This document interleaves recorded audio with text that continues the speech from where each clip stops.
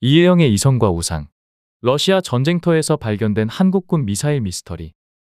우크라이나 러시아 전쟁과 관련해서 최근 X 등에 등장한 일련의 사진들이 비상한 주목을 끌고 있다. 무엇을 뜻하는 사진일까? 모든 의문은 그림에 찍혀있는 DAAH0198C0093이라는 번호에서 비롯된다. 미국은 감사원이 의회 산하의 독립기관이다. 당시 미 회계감사원의 보고서에는 이렇게 기록되어 있었다. 우리는 미 육군 전술미사일 시스템 관련 로키드 마틴사와 미 육군 간의 군납 계약을 감사했다. 계약 번호는 DAAH0198C0093. 즉 12월 20일 러시아 쿠르스크에서 탄착된 미사일 잔해에 기록된 저 의문의 번호는 미 육군과 방산업체 로키드 마틴사 간의 군납 계약 번호와 일치했다. 그리고 미 회계감사원은 이 미사일이 미 육군 전술미사일 시스템, 즉 에이테크მს라고 적시하고 있다. 영국의 제인스 정보그룹이 발행하는 제2년감은 방산 관련 전 세계의 무기 흐름을 알 수 있는 아주 유명하고 또 매우 중요한 기초자료다. 이 제2년감의 2003년 1월 1일자에도 마찬가지로 같은 번호가 등장한다. 이 지대지 전술미사일 관련 데이터가 제2년감에 보고된 것은 2001년 12월 13일이라고 되어 있다. 대한민국이 에이테크ම්스 블로기를 주문했다라는 표제하에 이렇게 기록되어 있다. 로키드 마틴사는 대한민국을 위해 미 대외무기 판매 프로그램에 따라 110발의 에이테크ම්스 유도미사일과 발사대, 1개의 유도미사일과 발사대 그리고 비행 테스트 지원을 공급하기로 되어 있다. 이 미사일 등은 고정가격 계약 DAAH0198C0093에 따라 미화 8,074만 달러 상당의 수정 변경을 거쳐 2001년 연말까지 완료될 예정이었다. 미 대외무기 판매 프로그램에 의하면 미국산 무기는 무기수출통제법에 의거해 미 국무장관의 결정과 미 국방장관의 시행에 따라 해외에 판매할 수 있다. 그리고 이 모든 것은 의회에 반드시 보고되어야 한다. 미국의 우방인 한국에 대한 무기 판매 역시 이 대외무기 판매 프로그램에 따라 진행되며 계약 체결 15일 전에 의회에 통보되어야 한다. 바로 이런 법적 절차에 따라 의회 산하의 미 회계감사국이 이 계약에 대한 감사를 진행하고 그 감사 결과에 대한 의견을 제출한 것이 위 보고서이다. 그래서 보자면 12월 중순경 우크라이나가 발사해 러시아 본토에 떨어진 에이테크ම්스 미사일에 나와 있는 DAAH0198C0093이라는 번호는 의문의 여지가 없이 로키드 마틴사가 제작해 한국에 공급한 110발의 에이테크ම්스 미사일을 표시하는 번호임을 반박하기가 어렵다. 미 에이테크ම්스 미사일은 블록 1형이 160km, 블록 1A형은 300km의 사거리를 가진다. 현재 알려진 우크라이나의 한국군 보유 에이테크ම්스 미사일의 탄착점을 보면 위에서부터 브랜스크, 쿠르스크, 타간로그이다. 즉 에이테크ම්스 블록 1형의 사거리인 165km 지점에 모두 떨어졌다는 말이다. 이미 러시아는 미국의 장거리 미사일이 러시아 본토를 공격할 경우 이를 나토, 즉 미군의 직접 참전으로 간주하고 대응하겠다고 수차례 발표한 바 있다. 특히 우크라이나 군은 이 장거리 미사일을 운용할 인력과 정보자산을 보유하지 않고 있기 때문에 나토 혹은 미군의 직접 참전이 없이는 발사가 불가능하다는 것이다. 지난 11월 19일 포브스는 바이든 정권이 약 50발의 에이테크ම්스를 우크라이나에 보냈다고 보도한 바 있다. 그리고 러시아의 레드라인 경고에도 불구하고 바이든은 장거리 미사일 사용을 승인했다. 물론 쿠르스크 지역에 한해서였다. 그리고 사용 승인의 근거로 쿠르스크 북한군 파병설을 들었다. 쉽게 말해 북한군이 파병되었기 때문에 우리도 장거리 미사일 사용을 승인한다는 식이었다. 한국군이 보유한 에이테크ම්스 미사일이 만일 러시아로 발사되었다면 그 이유는 에이테크ම්스 블록 1형의 재고와 무관하지 않을 것이다. 2023년 말 현재 미국의 보존연한이 끝난 에이테크ම්스 블록 1의 재고는 157발에 불과하다. 우크라이나에 지원된 약 50발은 잘해야 몇 회분의 양에 불과하다. 물론 블록 1A형은 그보다 재고가 많지만 300km 사거리 미사일을 발사할 경우 러시아의 대응 역시 더 강해질 수 있다는 점에서 또 다른 정치적 계산이 있어야 한다. 미국의 장거리 미사일 발사에 대한 러시아의 대응은 최신형 극초음속 중거리 미사일 오레시니크의 시험 발사였다. 물론 탄두의 장약을 제거한 순수 운동에너지에 기초한 시험 발사였다. 곧 임기가 만료되는 바이든 정권으로선 새로 취임하는 트럼프가 취소하기 힘들 정도의 우크라 전쟁 에스컬레이션이 필요하다. 트럼프의 우크라이나전 종전고상에 맞서 살라미식 확전을 위한 구실과 총알이 필요한 상황이다. 이 지점에서 한국군이 보유한 110발의 에이테크ම්스 블록 1형은 손쉬운 대안 중 하나가 될 수 있었을 것으로 보인다. 그리고 확전의 구실은 바로 북한군 파병설이다.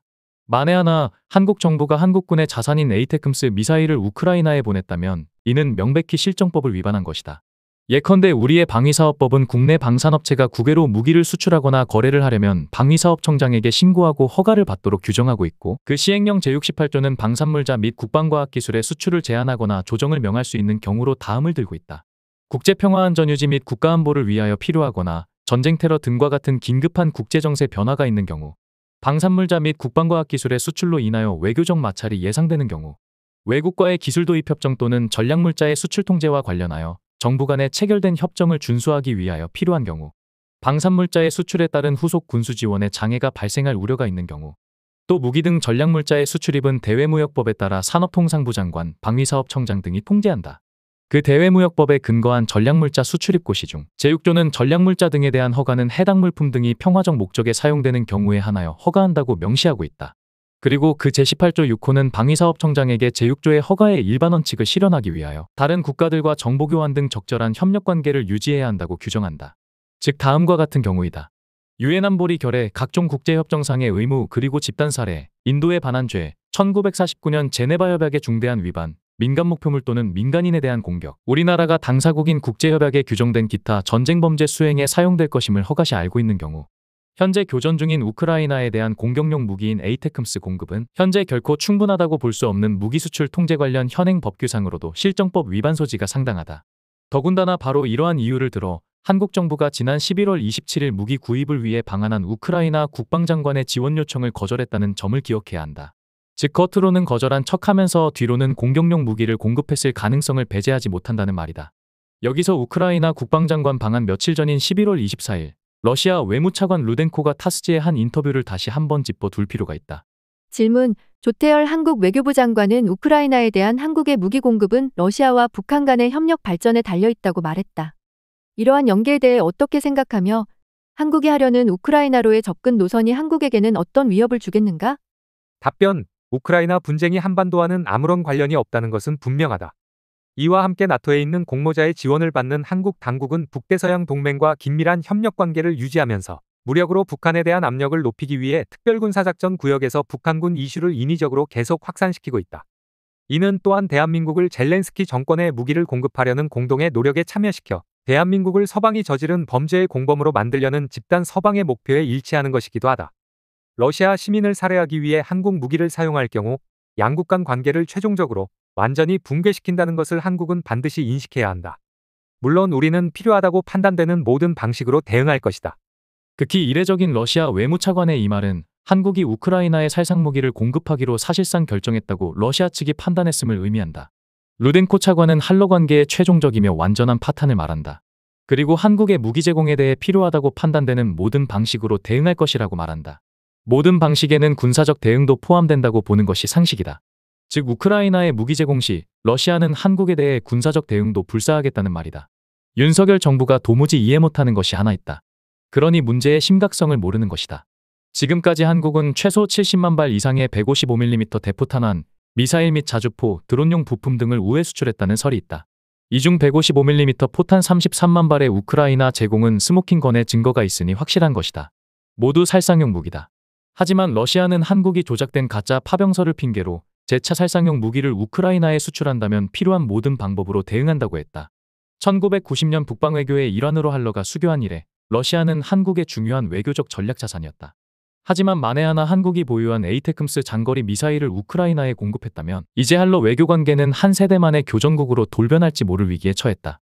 12월 중순 이래 갑자기 급증한 쿠르스크의 고스트함이 북한군 뉴스와 한국의 에이테크므스 미사일 공급과의 관련도 의심이 가는 대목이다.